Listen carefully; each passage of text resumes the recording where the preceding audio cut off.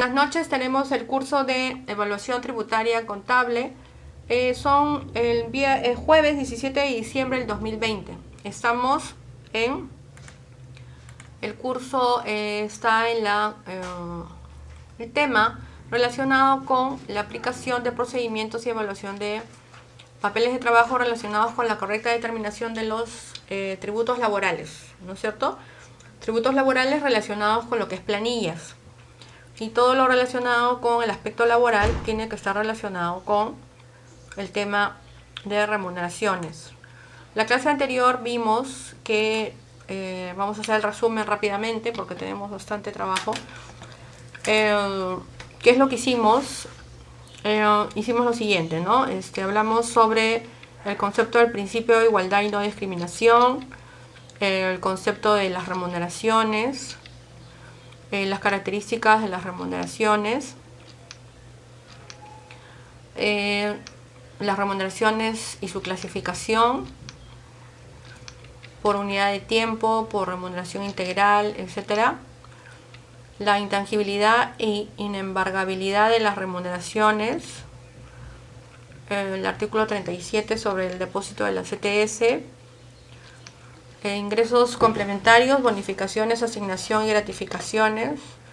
Se habló de la bonificación por tiempo de servicios. Se habló de la asignación familiar, que era gratificaciones ordinarias, cuando eran gratificaciones extraordinarias, cálculo del pago de la gratificación. Eso fue el primer PPT. El segundo PPT que vimos, un poco aclaramos ya los conceptos en firme sobre el concepto de remuneración,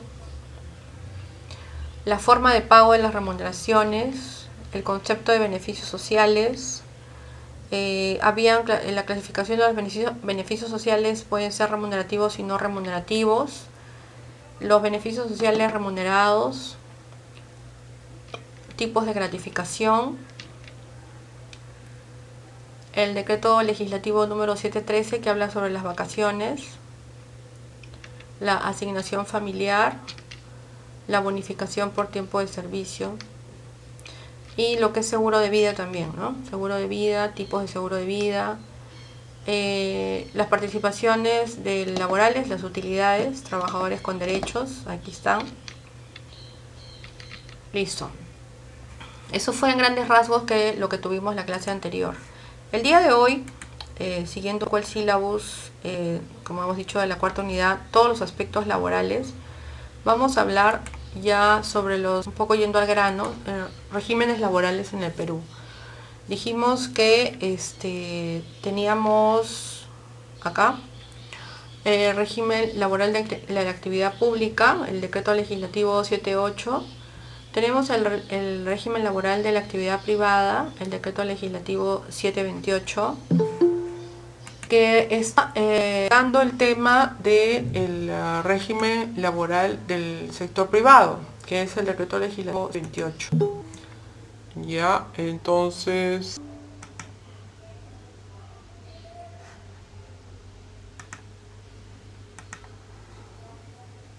estos dos decretos que rigen el tema de la actividad pública y la actividad privada, el decreto legislativo 276 es el que rige la carrera pública administrativa, ¿no? Y en la parte privada está el decreto legislativo 728. Pero nosotros tenemos también un decreto más que fue emitido hace unos años, que es el decreto legislativo 17, ¿no? Este famoso decreto legislativo CAS, ¿no? Que al final fue un contrato de administración de servicio, el híbrido que yo le llamo, y es un tema que vamos a aclarar ahora un poco para que puedan, es un tema que está muy de moda ahora, que lo han presentado, el Congreso ha presentado un proyecto de ley en la cual este decreto legislativo que nació con Rente Cuarta hace unos años, el 2008, estamos 2020, se convirtió en un híbrido, digo yo, porque lo convirtieron en Rente Quinta, ¿no? Una cuasi planilla. ¿no? En realidad siempre debió ser renta quinta porque las características de esta gente es que tiene carácter de permanencia, vinculación, permanencia, dependencia, etc. Entonces era una planilla. Pero supuestamente no querían, está prohibido, según el decreto legislativo 276, el decreto de la carrera pública, contratar e incrementar las planillas de nombrados. Por eso es que se creó este decreto legislativo de 57. Ahora la propuesta de repentina, vamos a llamarla así, de este Congreso es convertir a todo este personal en planillas. No solamente es bastante aventurera la propuesta, sino que se nota que no conocen el tema presupuestal, ¿no?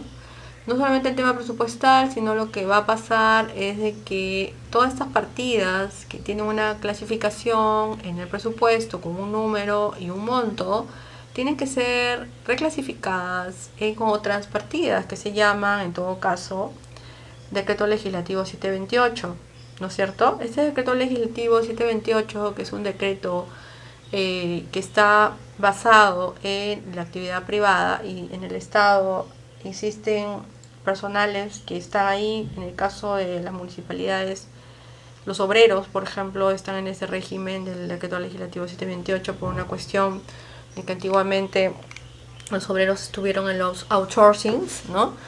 Y en los service, y eso provocó que al momento de reincorporarlos, porque fueron despedidos masivamente, se reincorporaron en los decretos legislativos 728.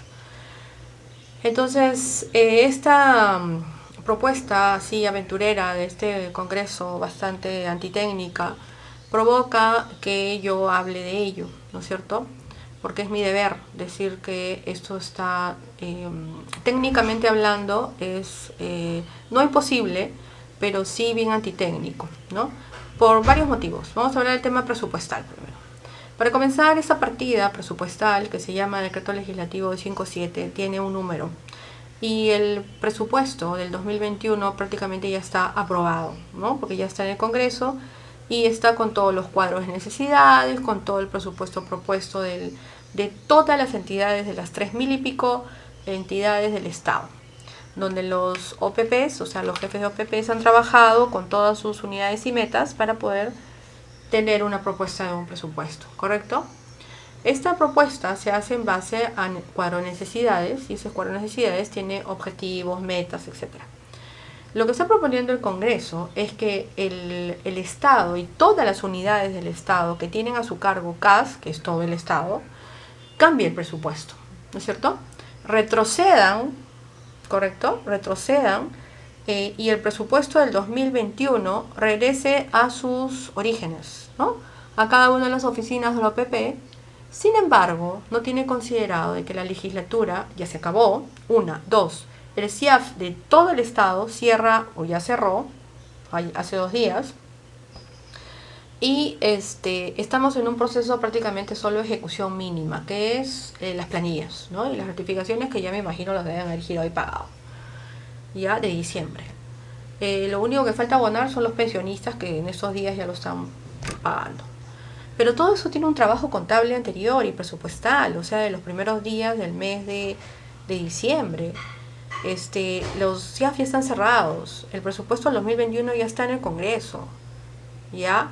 Entonces, me parece totalmente aventurera su propuesta, así como el tema de la ONP, que también es una parte irresponsable lo que están haciendo, técnicamente hablando. Yo no me voy por el tema político, sino el tema técnico, presupuestal, de acuerdo al MEF, ¿no? Y los fondos, la ONP es una cuestión diferente al FP, es un solo fondo que tienen que aportar todos un mes para que puedan pagarle a los pobres viejitos este mes, ¿correcto?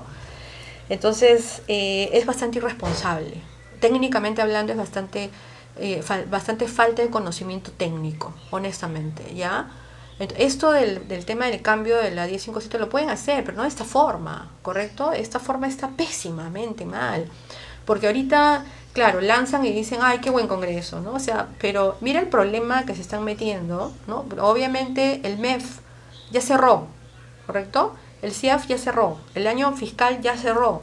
No hay forma ahorita de que tú como MEF puedas abrir el sistema. Esos son software que ya están, sistemas de información que ya están programados. Yo por tu congreso, por tu carrera política que tú quieras hacer, no te voy a abrir el sistema, pues, o sea, no hay forma, ¿no es cierto? Técnicamente hablando, esto no procede, ¿ya? Y el tema es de que el decreto legislativo 1057 CAS, hay que cambiar ese decreto legislativo, ¿no? Donde el próximo año, probablemente, con la otra legislatura, ¿no? Hagan una propuesta, me imagino, técnica, mejorada y asesorada por expertos, porque lo que han hecho es un adefesio, ¿no? Es una cuestión que no sirve, y que el MEF lo pueda recibir y poder ver qué hacer. Y antes de eso, tiene que pasar por el Poder Ejecutivo, ¿no es cierto? ¿Y cuándo es que tiene que pasar por el Poder Ejecutivo? Porque ahorita ya no hay nada que hacer, o sea, sería el próximo año. Estás hablando entonces del presupuesto del 2021, cuando ya el presupuesto se aprobó, porque el presupuesto va a ser aprobado, sin eso, sin ONP también, ¿correcto? Ok. Entonces, para comenzar, ¿no? Entonces, diferenciar las cosas, la política y lo técnico, ¿ya? Entonces, ese presupuesto del 2021 no se puede hacer nada, ya está aprobado. Y se tiene que aprobar así, porque no vas a dejar de atender a toda la pandemia, porque el Congreso se le ocurre aventureramente hacerse propaganda con estas dos cosas, ¿no? Y eso no me parece nada responsable de parte de esta gente. Entonces, el próximo año, cuando se abra el CIAF, que es el 18 de enero, ¿no es cierto? Recién comienzan a moverse los sistemas de información, en la cual comienza a comenzar la supuestamente cambio o modificación de ese decreto legislativo. El Poder Ejecutivo no va a funcionar, no va a hacer que esto funcione hasta que tengas algo técnicamente hablando propuesto, ¿no? Porque yo de Poder Ejecutivo te digo, y discúlpame, ándate, no sé, pues asesórate por gente, ¿no? Y propónme algo bien y te lo devuelvo, así es concreto. Y podrán salir las noticias y decir, ay, sí, me lo devolvió, pero es que te lo devolvió porque es una, ¿ya? Entonces, técnicamente hablando es pésimo. Ya, entonces, acá hay pues el problema político y el problema técnico, pues, o sea, si los técnicos y los tecnócratas realmente administraran este país, las cosas fueran diferentes, pues, ¿no? Lamentablemente estamos en manos de cuasi políticos y encima ignorantes en la materia, ¿no? Entonces, contratan 10, 15 asesores que encima son más ignorantes que ellos y al final hacen adefesios, ¿no es cierto? Entonces, lamentablemente tienes que darle al César lo que es el César, o sea, tienes que... este tema es un tema técnico, totalmente técnico, que está relacionado transversalmente con el tema presupuestal, con el tema contable, con el tema de tesorería, con el tema del CIAF. O sea, no puedes tú aventurarte a decir, ay, qué bueno el Congreso, ¿no? O sea, esto hay que pensar, ¿no? Hay que pensar bien. Por último, te dice que sí. Imaginemos el escenario que diga que sí, que el presidente diga sí, ¿correcto? Y entonces el MEF tiene que pedir a todas las instituciones del Estado, todas las oficinas de planeamiento y presupuesto, muy bien señores, preséntenme una ayuda a memoria, ¿correcto? Donde ustedes sustenten que sus 140.000, no sé cuántos CAS de cada una de las entidades van a ser cambiados, ¿no? Entonces las entidades dirán, pucha, pero con el presupuesto que me han dado no me alcanza para mis, no sé, 300, 500. ¿Por qué? Porque hay un costo mayor, ¿correcto? Y ese costo es el de salud que lo paga la entidad. Aunque en este caso también han estado pagando ese costo, ¿no? Porque también aportan el de salud por la entidad, pero creo que es creo que 6%, ¿no? Entonces, ese incremento que no está en el presupuesto del 2021, obviamente tiene que ser incorporado. Por lo tanto, tiene que haber una reclasificación presupuestal y un incremento presupuestal. O sea, mira todo el problema que se ocasionaría. En ese escenario ya estamos febrero, marzo, elecciones, cambio de gobierno, bla, bla, bla, etcétera, ¿no? O sea, y por último, imaginemos que en la situación positiva, que el Poder Ejecutivo diga que sí, y le pongan supuestamente todas las ganas el MEF y hagan todas las entidades de gobierno, las 3.000 y pico, digan, ok, pero yo con este presupuesto de los 500 CAS que tenía, no voy a poder cubrir los 500. Solamente voy a tener que despedir a 150 o 200 y solamente dame para 300 CAS, ¿no? Eso es lo que tendría que pasar porque no te van a dar impresión presupuestal. Porque según la ley de presupuestos, para el 21 es la pandemia. Entonces, yo no te voy a dar presupuesto para que tú contrates a administrativos. Te puedo dar presupuesto para que contrates a enfermeras, policías, médicos, etcétera, porque son gente que tiene que ver con el tema de la pandemia, porque están en primera línea, pero no te voy a dar plata para que tú me contrates a secretarias, no sé, pues ingenieros, que no tienen mucho que ver con la pandemia, porque la prioridad ahorita es la pandemia.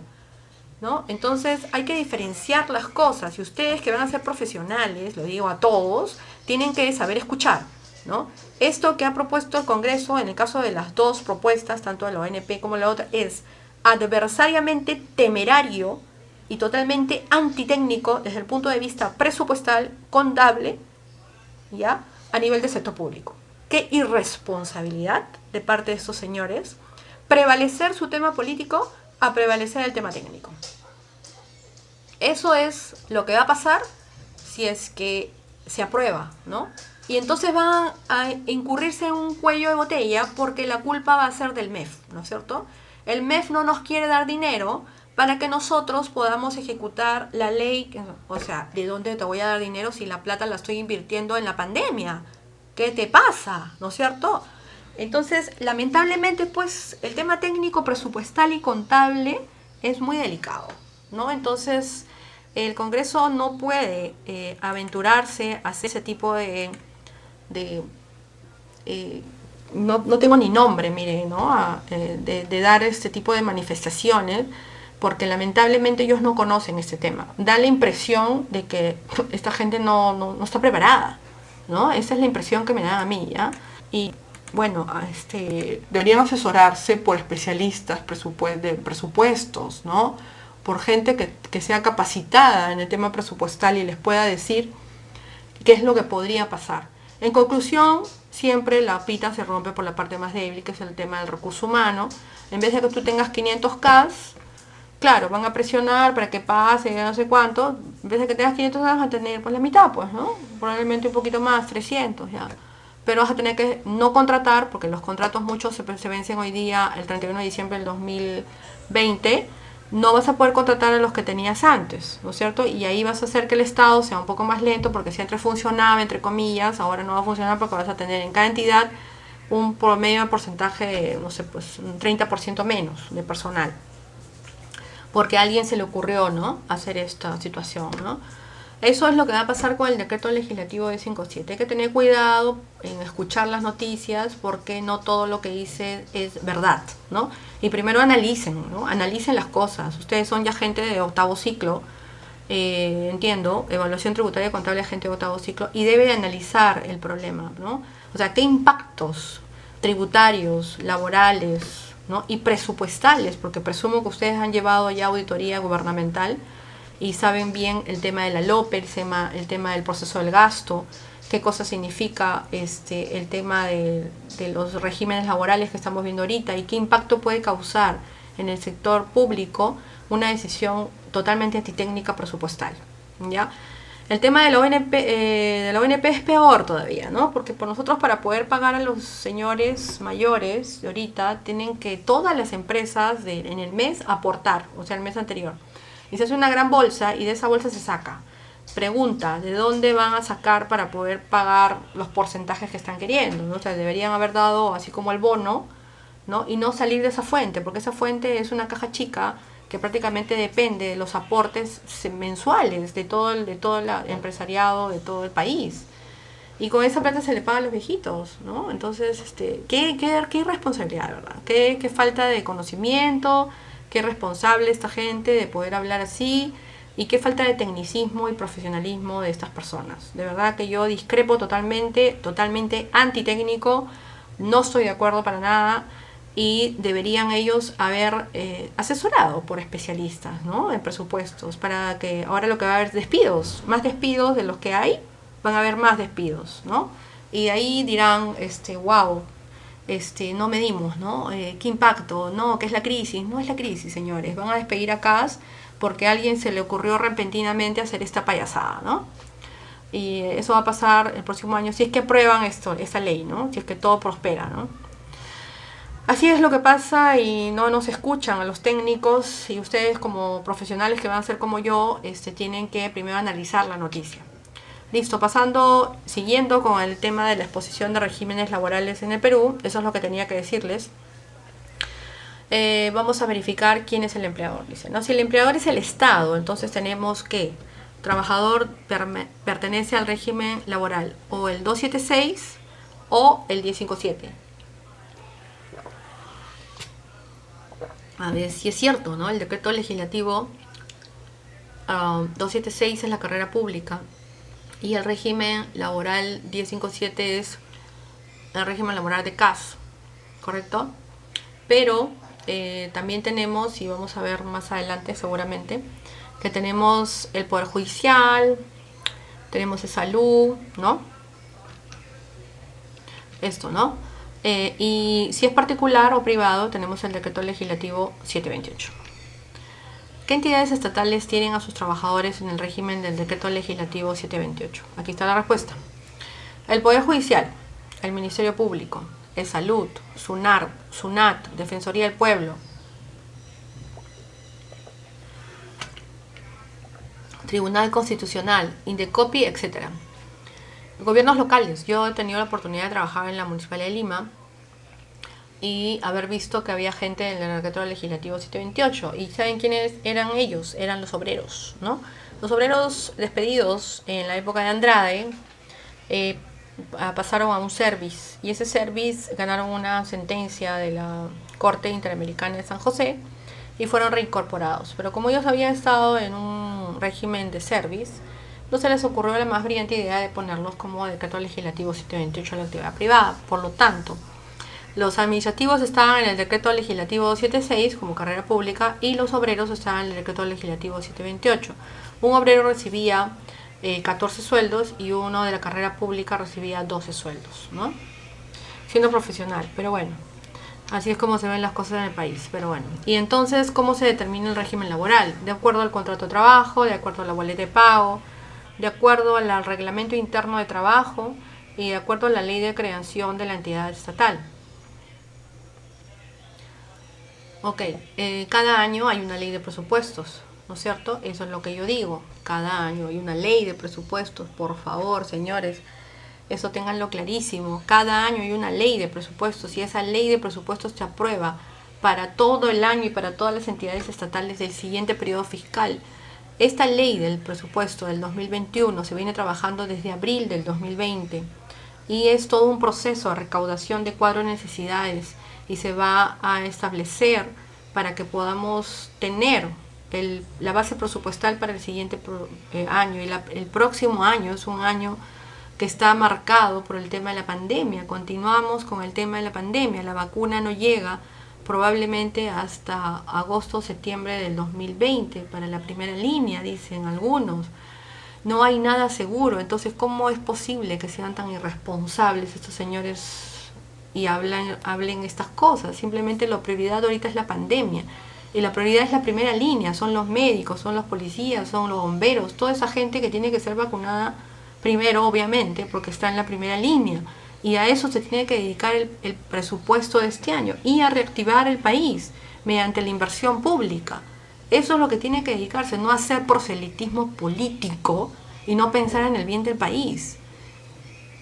El presupuesto tiene que considerar, primero, ser trabajador contratado por el Estado. O sea, que tiene que estar dentro del presupuesto. Segundo, trabajar en una plaza orgánica y permanente. Y tercero, trabajar en la plaza durante más de un año permanente para que seas considerado dentro del presupuesto. ¿Por qué es importante determinar el régimen laboral de cada trabajador? A ver, para saber qué derecho y beneficios se le pueden aplicar a cada régimen, tiene sus propios ejemplos. Por ejemplo, la ley 24.1, la ley de presupuestos de ese año, que regula la permanencia de un trabajador contratado que tenga más de un año en una plaza orgánica, ¿ok?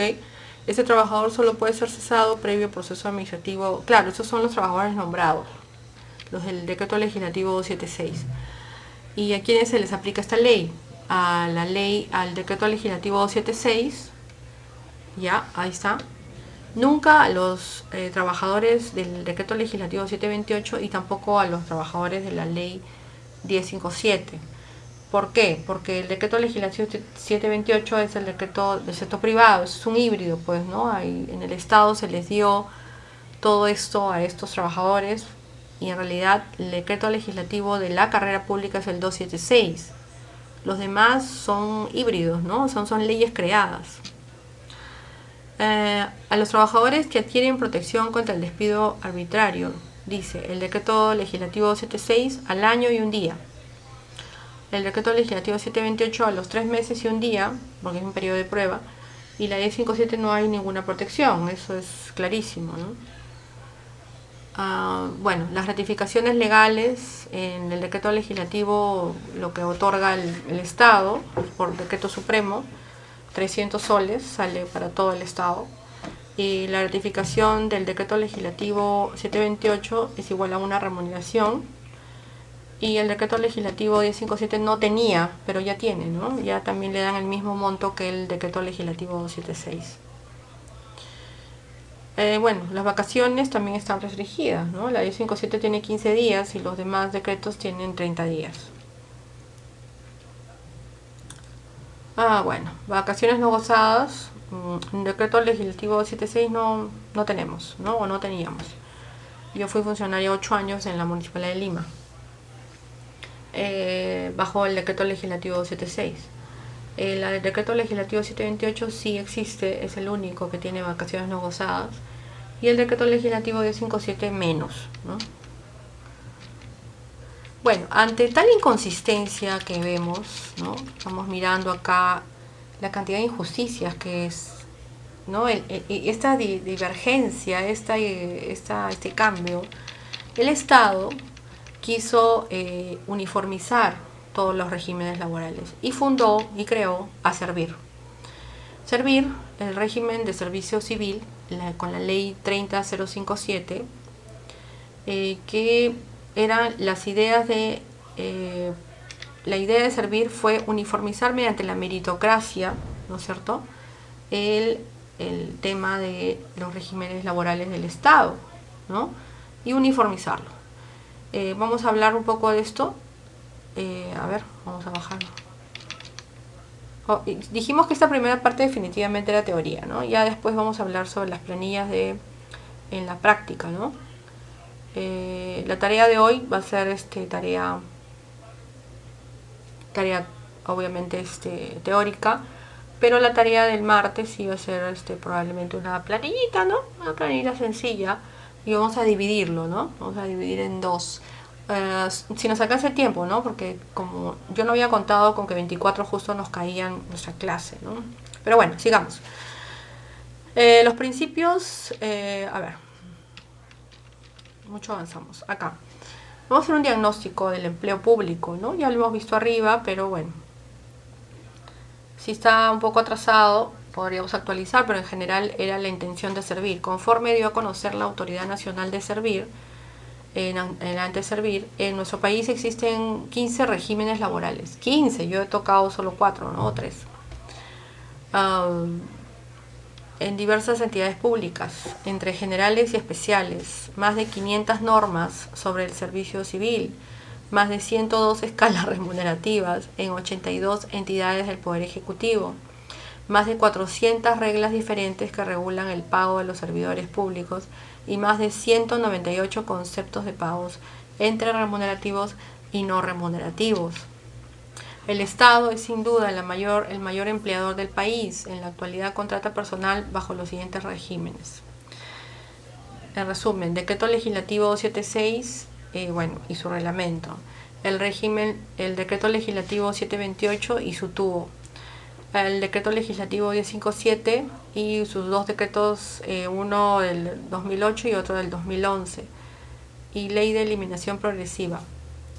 Ok, estos fueron los 3 que hemos visto. Estos son los regímenes bajo que contrata, ¿ya? El objetivo de la Ley de Servir: establecer un régimen único y exclusivo para las personas que prestan servicios en las entidades públicas del Estado, así como aquellas que están encargadas de su gestión, del ejercicio de sus potestades y la prestación de servicios a cargo de esto. O sea, en realidad el objetivo es bueno, ¿no? Establecer un régimen único. Vamos a ver si lo logran, ¿no? Parece que no. La finalidad de la ley del sector del servicio civil es lograr en las entidades del Estado mayor niveles de eficacia y eficiencia y presten efectivamente servicios de calidad a través de un mejor servicio civil, así como promover el desarrollo de las personas que lo integren. Eso está bien difícil, yo les voy a decir por qué y después al final. Conforme al artículo 3 del título preliminar de la Ley del Servicio Civil, son principios de la ley los siguientes: interés legal, eficacia y eficiencia, igualdad de oportunidades. Interés legal. El régimen del servicio civil se fundamenta en las necesidades de recursos humanos para una adecuada prestación de servicios públicos. Eficacia y eficiencia. El servicio civil y su régimen busca el logro de los objetivos del Estado y la realización de prestaciones de servicios públicos requeridos por el Estado y la optimización de los recursos destinados a este fin. Igualdad de oportunidades, dice. Las reglas del servicio civil son generales, impersonales, objetivas, públicas y previamente determinadas, sin discriminación alguna por razones de origen, raza, sexo, idioma, religión, opinión, condición económica o de cualquier otra índole.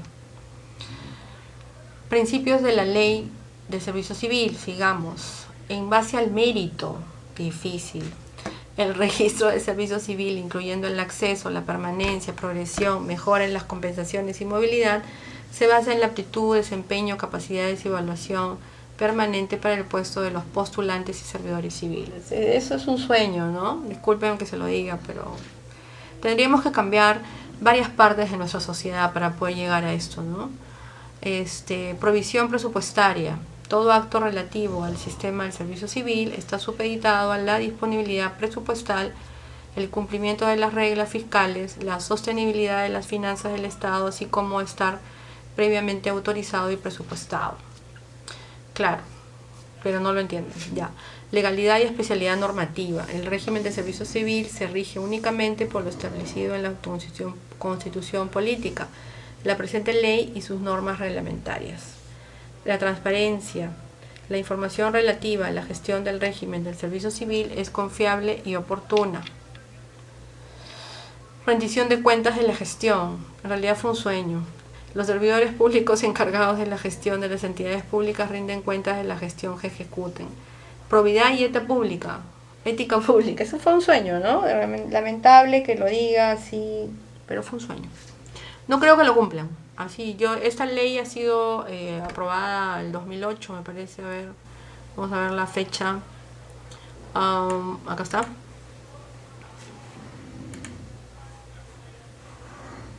¿No? El 2008 y nada, no, hasta el momento no han avanzado y yo les voy a indicar por qué, ¿no? Hay varios motivos, ¿no? Uno de los principales motivos es nuestra sociedad.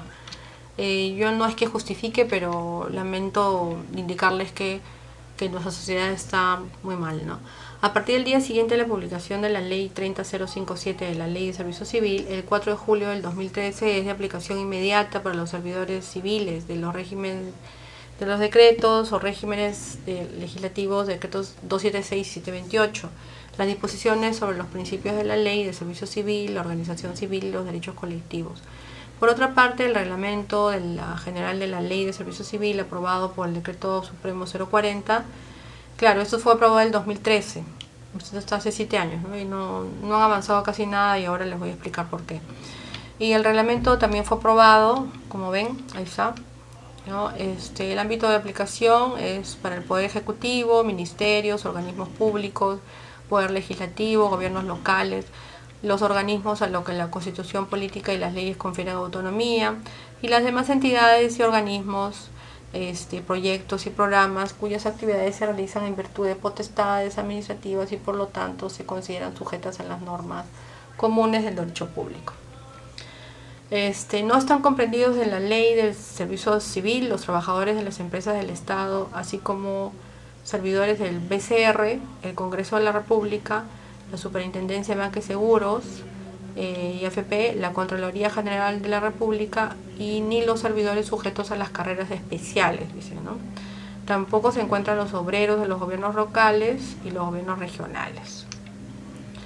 Para efectos del servicio civil se reconocen como carreras especiales lo siguiente: la ley de servicio diplomático, la ley universitaria, la ley que establece las normas generales que regulan el trabajo y la carrera de los profesionales de salud, la ley de la reforma magisterial, la ley de situación militar de los oficiales de las Fuerzas Armadas, la ley de la carrera y situación del personal de la Policía Nacional del Perú, la ley de la carrera especial pública penitenciaria, la ley orgánica del Ministerio Público, la ley de la carrera judicial.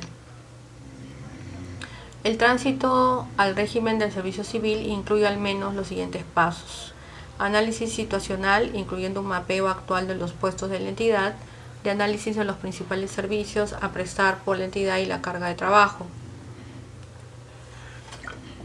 Propuesta de reorganización, incluyendo la simplificación de procesos, definición de nuevos perfiles de puestos y la cantidad de personal necesario para ejercer sus funciones adecuadamente, realizada en coordinación con Servir. Y por último, la valorización de los puestos de la entidad pública en coordinación con Servir y el Ministerio de Economía y Finanzas. El tránsito de los servidores sujetos a los regímenes del Decreto Legislativo 276, 728 y 1057 al nuevo régimen de Servir precisa que estamos ante una reforma voluntaria para servidores actuales de los... Esa fue su falla, ya. Voluntaria. Para servidores actuales de los regímenes laborales regulados por estos dos regímenes, refiriendo que estos trabajadores podrán trasladarse voluntariamente y previo concurso público de méritos previsto en la ley, no requiriendo renunciar para poder concursar. Seguidamente se refiere que únicamente el régimen CAS, regulado por el Decreto Legislativo de 57, está predestinado a desaparecer cuando culmine la implementación de este nuevo servicio civil. ¿Realmente estamos frente a un traslado voluntario? El tránsito de los servidores sujetos a los regímenes 276, 728 y 1057 al nuevo régimen del servicio civil, los servidores bajo los regímenes laborales mencionados que ganen los concursos y opten voluntariamente por el traslado al nuevo régimen del servicio civil dejarán de pertenecer a sus regímenes laborales de origen, dando mérito a la respectiva liquidación de sus beneficios sociales según corresponde, y no tienen derecho a ninguna de las condiciones y beneficios establecidos en ellos. A partir de su traslado al nuevo régimen, cualquier disposición, resolución administrativa o judicial que contravenga esta disposición es nula de pleno derecho o inejecutable por el sector público. Se debe señalar que los servidores que ganen estos concursos públicos no estarán sujetos al periodo de prueba previsto en ley.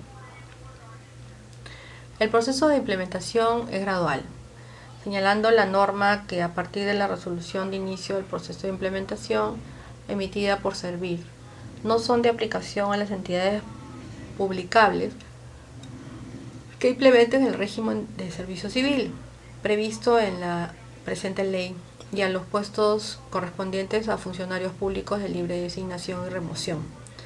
Ley que regula los ingresos de los altos funcionarios, autoridades del Estado y dicta otras medidas, y el decreto de urgencia 038 en tales casos. Claro, acá era difícil, pues, ¿no? Era un tema, ¿no? Es todo un proceso de transformación que indicó Servir, como vemos, ¿no? Dieron las pautas de cómo se inició el proceso. Y bueno, acá, inicio del proceso de implementación del nuevo... quiero mostrarles... Acá, comenzaba con un mapeo de puestos, decía, ¿no? Según los lineamientos generales. Y después, haber realizado el mapeo de puestos de los procesos, elaborarás un informe que contenga el listado de las mejoras identificadas, ¿no? El listado de las mejoras priorizadas y otras mejoras según los lineamientos. El sistema administrativo de gestión de recursos humanos establece, desarrolla y ejecuta la política de Estado respecto al servicio civil a través del conjunto de normas, principios, recursos. Este sistema está integrado por Servir, las oficinas de recursos humanos de las entidades o las que hagan sus veces y el Tribunal de Servicio Civil. Bueno, había un proceso de selección para poder determinar a estos servidores, ¿no? De carrera. Y los servidores civiles de las entidades públicas se clasificarían en los siguientes grupos. Se clasificarían, digo yo, porque ya esta ley creo que va a ser postergada, derogada, no sé. Funcionario público, directivo público, servidor civil de carrera y servidor de actividades complementarias, ¿no? Bueno, el presente año, dicen 2015, 2016, hay entidades que sí han hecho el trámite, ¿no? Declaró iniciado el proceso, ¿no? Ahí tenemos al mismo MIDIS, tenemos a la Autoridad Nacional del Servicio Civil, tenemos a SENASA, tenemos a la Agencia de Compras de las Fuerzas Armadas, tenemos a CONADIS, a DEVIDA, a SENACE, tenemos al CIS, CONADIS otra vez, tenemos a UNCIFOR y a CERFOR, ¿no? Que son acá hay más.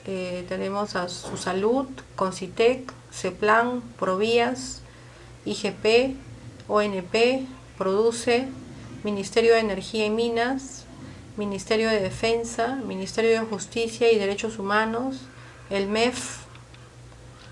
O sea, hay entidades que sí han iniciado ese proceso, ¿no? No sé qué va a pasar ahora, porque en realidad no le están dando mucho énfasis a este decreto y esto se va a hacer un arroz con mango increíble. Pero bueno, esto les quería mostrar, chicos. Lo principal, léanlo y va a entrar en la tarea, ¿no? Básicamente. Tenemos también otra exposición, tenemos que avanzar, lo siento, no tenemos jueves, ¿sí? Tenemos que hablar también sobre que está relacionado, ¿no? Está relacionado con todo lo que tiene que ver con los aspectos laborales, ¿ya? Entonces, un poco que estamos preparando el terreno esta semana y la que viene, el martes, porque el jueves es Navidad y no vamos a tener nada, ¿no? La tarea de hoy, la tarea 10 la dejo hoy día, y el día martes dejo la tarea 11, ¿ya? Pero bueno, obviamente estamos adelantando el tema de Navidad porque hay que, ya lo que queda, las 2 semanas, la semana 11 y la semana 12, va a ser full práctica, ¿ya? En base a todo lo que vamos a... Acá nos queda un tema que es el tema de la FP, ¿no? El tema de la construcción civil, ya que es lo que vamos a tocar, y algunas propuestas, ¿no? Que ir adelantando, ¿no? El tema de la FP, definitivamente el cálculo de renta quinta también, ¿no es cierto? Eso lo vamos a hacer el martes, ¿ya? Si nos queda algo, lo tocamos el próximo martes, pero definitivamente la semana 11 y 12 va a tener tarea de planillas. Listo, comenzamos entonces con este tema que también es importante, seguridad y salud en el trabajo. Este es el temario, la ley 29783 de seguridad y salud en el trabajo, ¿no? Antiguamente pues no se hablaba de esas cosas, ¿no? Lamentablemente no le daban prioridad a el tema de quieren entrar y no pueden. Bueno, en fin. La ley 29783 de seguridad y salud del trabajo, así se llama. Bueno, vamos a ver algunos antecedentes, ¿no? Para que podamos estar bien, ¿sí? Ok, desde 1911 en el Perú una regulación existió de riesgos laborales, que era la ley 1378. Su finalidad fue de resarcir los siniestros padecidos por los trabajadores en las guerras, en los terremotos, etcétera, ¿no? Y fue replicada en la ley 18846 en 1972 porque hubo un terremoto, y la ley 26709 de 1997 que creó el seguro complementario de trabajo de riesgo, ¿ya? Pero no era suficiente, ¿no? No era suficiente. Con la modernización, la tendencia mundial ha variado, ¿no? Hacia la prevención, le llama. Cultura de prevención. Anticipar los peligros y riesgos para reducir los efectos de daño, ¿no? Listo, entonces ahí están las entidades que nos dan esto. La OIT, Organismo Internacional de Trabajo, los ISOs de calidad, que ahora toda organización aspira a llegar a tener un ISO de calidad, en base a la ley 29783. El marco legal. tenemos a la ley 29783, que está publicada en 2011 y es la norma con rango legal que regula todo lo referente a la prevención, en la seguridad y salud en el trabajo. ¿Ya? Ahí tenemos la ley. Pregunta del examen parcial, tercer examen parcial. ¿Cuál es la ley de seguridad y salud en el trabajo? Ahí está, la ley 29783. 29783. Listo. Y su reglamento es el Decreto Supremo 005-2012. Sigamos entonces. Esta ley 29783, ahí hay un error, como parte de una política de rediseño del tema laboral, ha sido insertado también en el Código Penal, ¿no? Y ha sido sumillado como delito de atentado contra las condiciones de seguridad e higiene industriales. ¿Ya? El tenor del delito es el siguiente: el que, infringiendo la norma de seguridad y salud en el trabajo y estando legalmente obligado, no adopte las medidas preventivas necesarias para que los trabajadores desempeñen su actividad, poniendo en riesgo su vida, salud y integridad física, será reprimido con pena privativa de la libertad, no menor de 2 años ni mayor de 5. O sea, me imagino las autoridades responsables, pues, ¿no? O los responsables de las entidades. Si como consecuencia de una inobservancia de las normas de seguridad y trabajo en el trabajo ocurre un accidente de trabajo con consecuencias de muerte o lesiones graves para los trabajadores o terceros, la pena privativa de la libertad será no menor de 5 años ni mayor de 10, ¿no? Ok. Ajá, la ley 30.222, modificatoria de la ley 29.783, pregunta del examen. Bueno, a grandes rasgos esto fue modificado y, el que deliberadamente infringiendo ha aumentado, ¿no?, la privativa a 4 años y aquí no menor de 4 ni mayor de 8 en caso de muerte y no menor de 3 ni mayor de 6 en caso de lesión grave. O sea, no han aclarado, ¿ya? Listo. El objeto de la ley: promover una cultura de prevención de riesgos laborales en el país. Para ello cuenta con el deber de prevención de los empleadores. La idea es prevenir. Ojo, la modificatoria, ¿y cuáles son las modificatorias? Son estas dos, ¿sí? Ahí está. Pero la ley fue la 29783, la modificatoria. ¿Y qué modificó? Ahí está. Se excluye la responsabilidad penal cuando la muerte o lesiones graves son producto de la inobservancia de las normas de seguridad de parte del trabajador, ¿no? Eso también hay que tenerlo en cuenta. Muy bien, sigamos. Estamos en el objeto de la ley, que es promover la prevención, ¿no?, de los empleadores. Ya y comienzan a aparecer otras cosas más, ¿no? Por ejemplo, la SUNAFIL. También vamos a hablar en la próxima clase. SUNAFIL, FP, Rente Quinta. Hay bastante trabajo, ¿no? Hay que recordar, porque en realidad esto ya lo han visto, ¿no? Presumo que ya ustedes, alumnos de octavo ciclo, ya han visto todo el tema, ¿no? Solamente es recordar, ¿no? Es cuestión de leer un poco, etcétera, ¿no? Muy bien. Entonces tenemos aquí un cuadrito que dice: promover la cultura de prevención de riesgos laborales en el país. El empleador previene, los trabajadores y representaciones dialogan y participan, ¿no? Y SUNAFIL, el Estado, mediante SUNAFIL, fiscaliza, ¿sí? Bueno, el alcance de la ley 29783, ¿no? Ley de seguridad de trabajo, tiene un ámbito de aplicación, ¿no? La presente ley es aplicable a todos los sectores económicos, dice, y de servicios, comprende a todos los empleadores y trabajadores bajo el régimen laboral de la actividad privada en todo el territorio nacional. Trabajadores y funcionarios del sector público, trabajadores de las Fuerzas Armadas y Policía Nacional del Perú y trabajadores por cuenta propia, o sea, todos. En conclusión, ¿ya? Muy bien, sigamos. La situación actual de las empresas. A ver, ¿cómo estamos? Autoevaluación del sistema de gestión de seguridad y riesgo de trabajo. Elaboración práctica de una evaluación del sistema. Vamos a ver. Aquí. Una autoevaluación, dicen ellos, ¿no? Cuentan con políticas de seguridad y objetivos. Cuentan con sistema de gestión de seguridad y salud en el trabajo.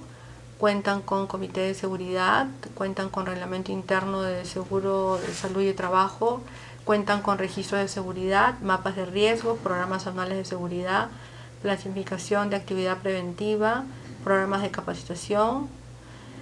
Y si dices no, bueno, ya tú sabes lo que pasa, ¿no? Visita inspectiva de SUNAFIL. Acá hay una muestra de cómo se está haciendo esto. Ya, SUNAFIL, vamos a ver después qué cosa es SUNAFIL. Pero les he querido traer esto, que es una evidencia física de que se está haciendo, ¿no? O sea, ya la ley te dice hazlo. Y si no, los que están a cargo de las instituciones tienen que ir a donde dicen ellos, ¿no? Luego de hacer esta evaluación, ¿qué debemos hacer? Alternativas: encerrar la respuesta en un círculo, cruzarnos de brazos, lamentarnos de no tener, felicitarnos porque hasta el momento no nos multan y esperar que nos multen, o adecuarnos a la ley, ¿no? Adecuarnos pues a la ley, ¿no? Incumplimiento de las normas.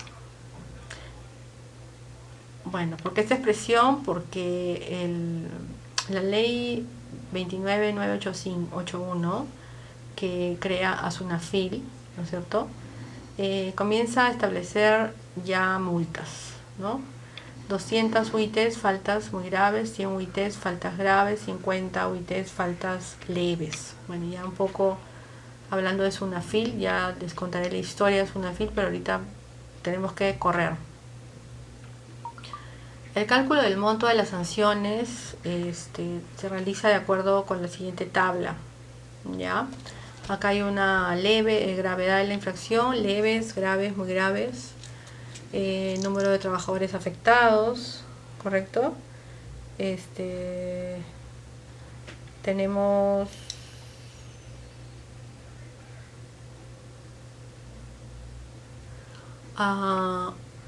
pequeña microempresa, pequeña empresa, y no MIPE, ¿no? Como vemos ahí. Bueno, esto es para que lo tengan en consideración, pero obviamente pregunta de un examen, por ejemplo, a ver, vamos a ver si acá está el concepto de SUNAFIL. Eso nos falta, voy a traerlo, pero la ley, ¿no? ¿Cómo se creó la SUNAFIL? La ley 29981, básicamente, ¿no? Bueno, esto lo vimos. Hay otra modificación más, que es de la 30222, una disposición complementaria transitoria. Única, ¿no? En privilegio de la prevención y corrección de las conductas infractoras. En el marco de un enfoque preventivo se establece una política de inspección de 3 años contados a partir de la presente ley. Cuidado, ¿no? Los que trabajan en alguna empresa, recomiéndanle que a sus dueños, en todo caso los directivos, que cumplan esto, ¿no? Listo. ¿Qué más? Documentación requerida y cómo presentarlas en las inspecciones. Todo un tema, ¿no? El empleador, en consulta con sus trabajadores, expone por escrito la política que debe ser y tiene que expresar, ¿no?, la política de seguridad y trabajo de esta forma: específica, apropiada, concisa, clara, firmada, difundida y accesible, actualizada y a disposición de las partes interesadas. La política de seguridad y salud en el trabajo tiene que ponerse en práctica y tiene que escribirse y ser firmada por el gerente general, ¿sí? Ahí está.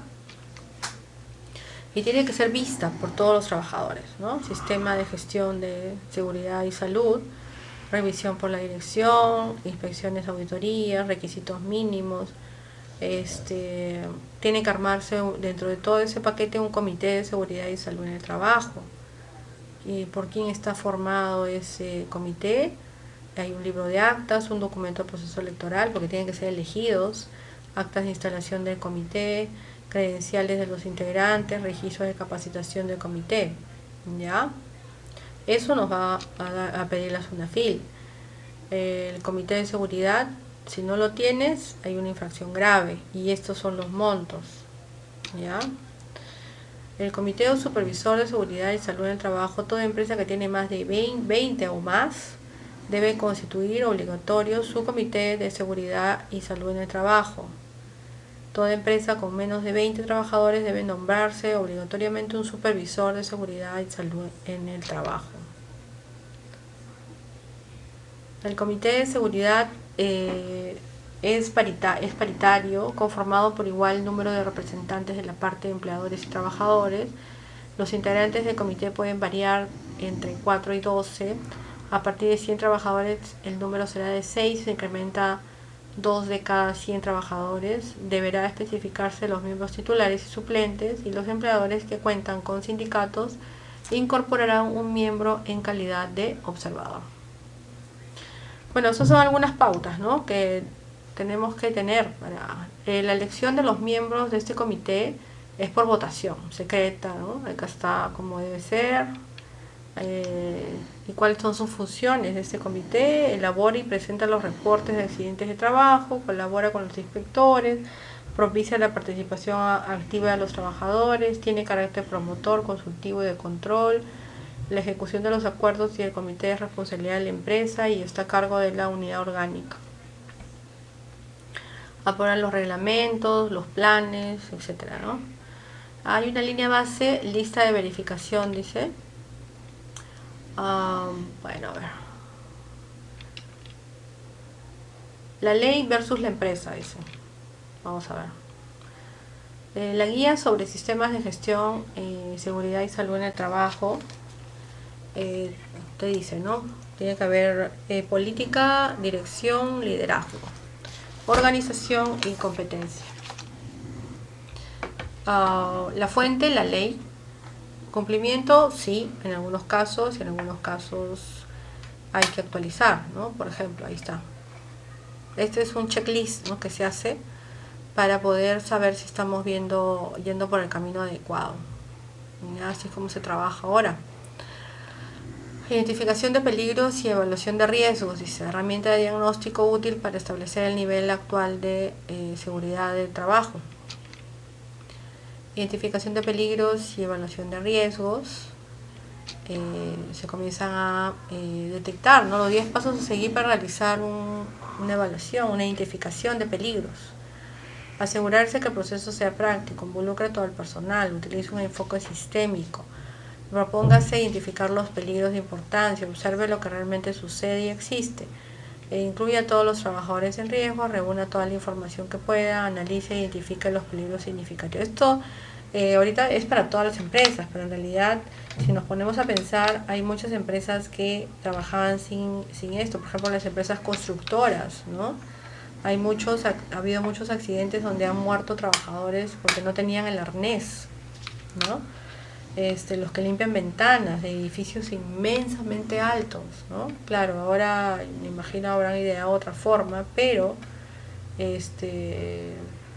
eso pasaba, ¿no? Gente que limpiaba desde muy arriba y no tenía el arnés tampoco, ¿no?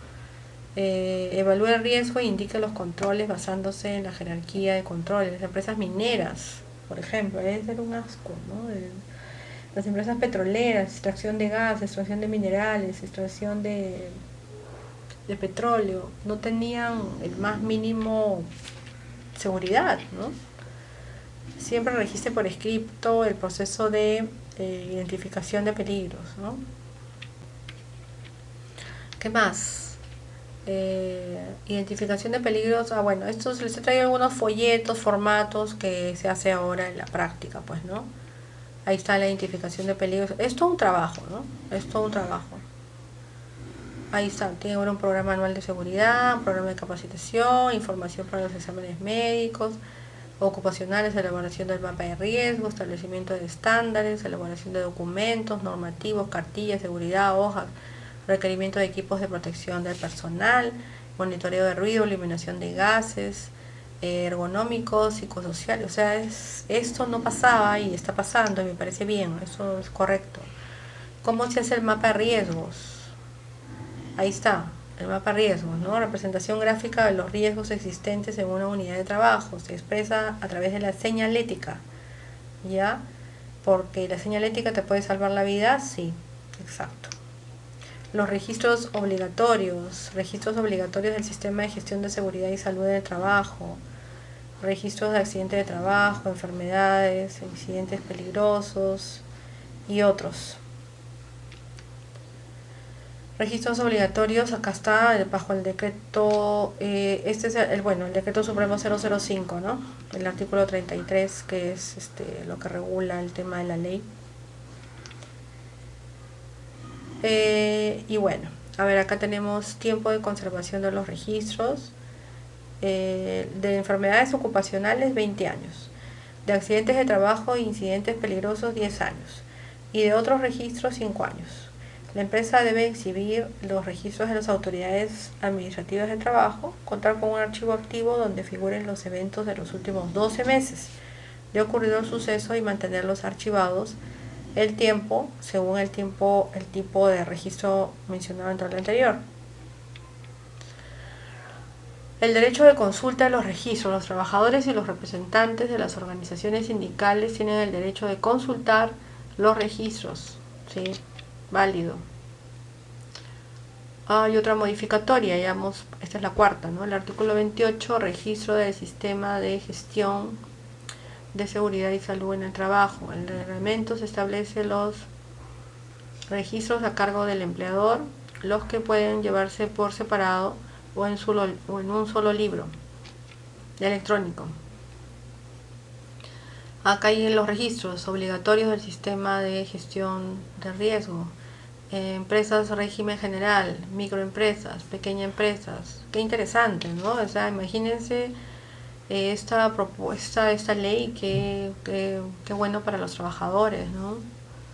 Clasificación de actividades productivas de alto riesgo. Acá tenemos pesca, producción de petróleo, no les decía yo, crudo y gas natural, extracción de minerales, claro, extracción de otros materiales, industrias del tabaco, claro, porque estás en contacto con el tabaco, fabricación de textiles, también, industria del cuero y productos de cuero y sucedáneos de cuero, industrias de la madera y producción de madera y corcho, fabricación de otros productos químicos, refinerías de petróleo, fabricación de productos derivados de petróleo y del carbón, fabricación de productos de plástico, fabricación de vidrio y productos de vidrio, fabricación de otros productos minerales no metales, industrias básicas del hierro y acero, fabricación de productos metálicos, construcción de maquinarias, electricidad, gas y vapor, construcción,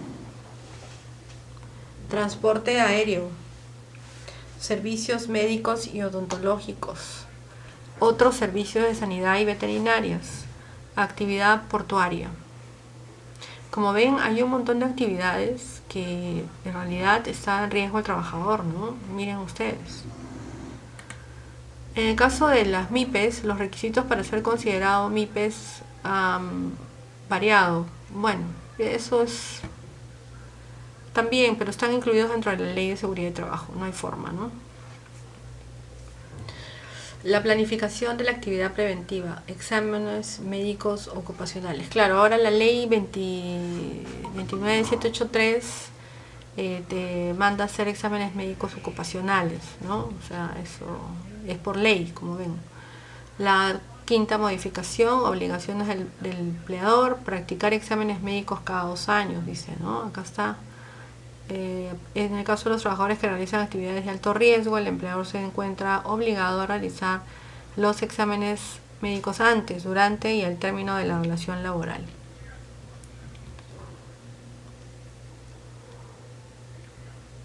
Bueno, el MINSA también influye, ¿no?, para el tema de la situación ocupacional.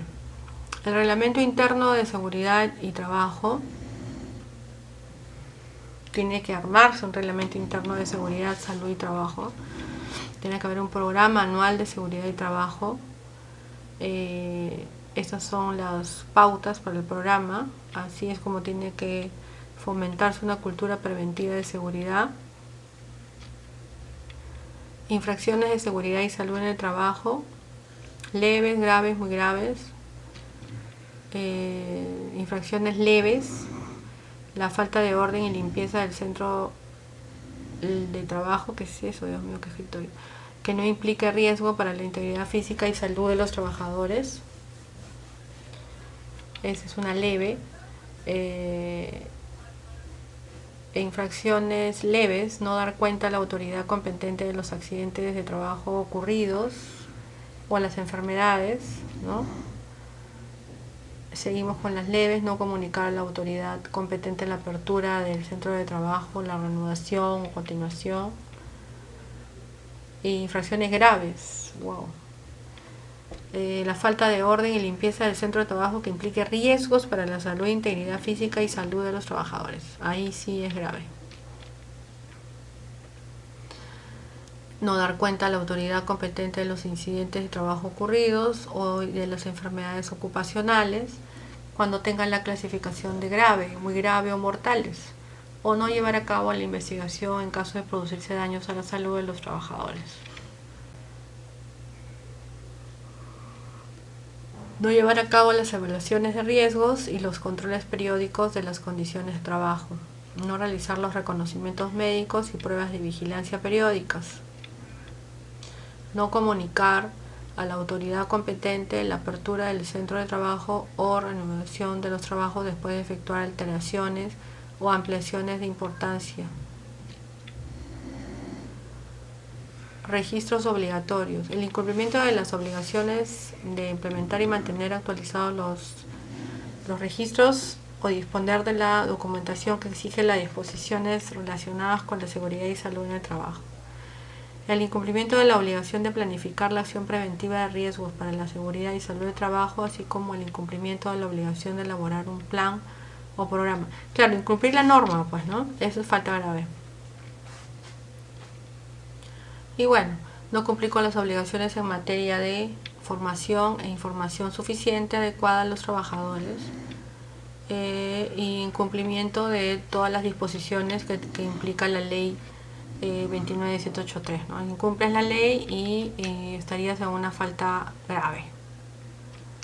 Ya no establecer el comité de seguridad, no llevar los registros obligatorios, no pasarles el examen médico, no observar las normas de protección de los trabajadores, no capacitar a las personas.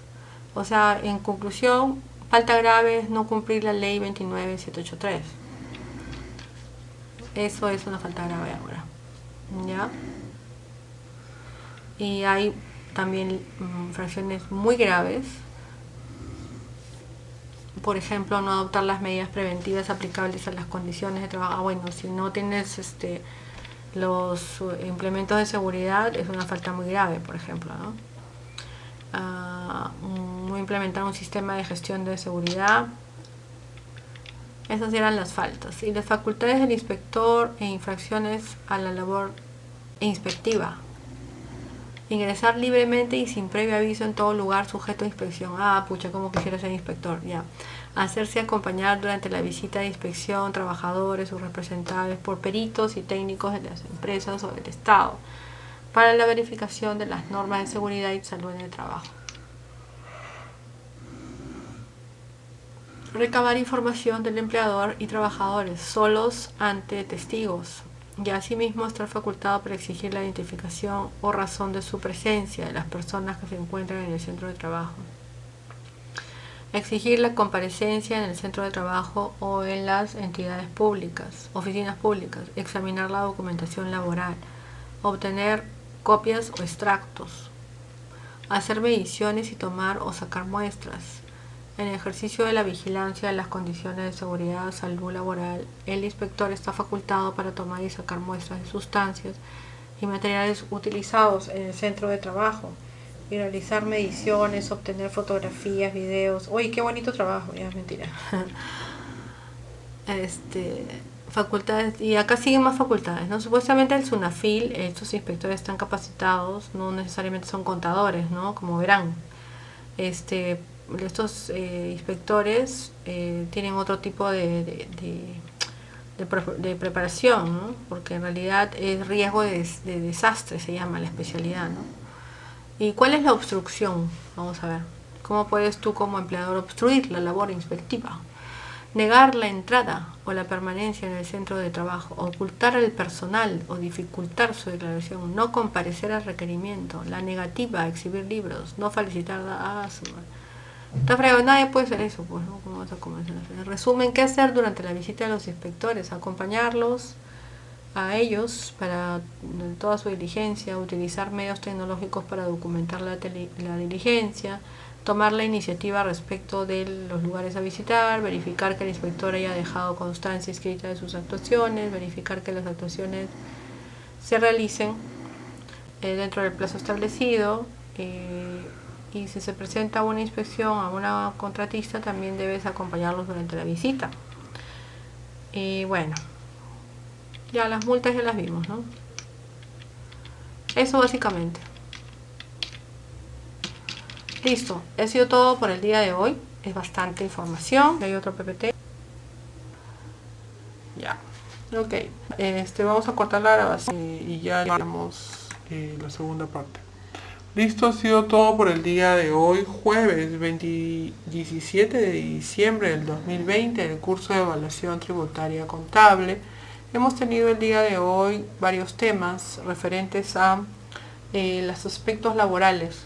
Dentro de ellos hemos tenido la ley de seguridad de trabajo, hemos tenido el tema de los regímenes laborales, la ley de servir, y eso sería todo por el día de hoy. Muchas gracias, muy buenas noches, nos quedamos en interno coordinando. Bye bye, chau.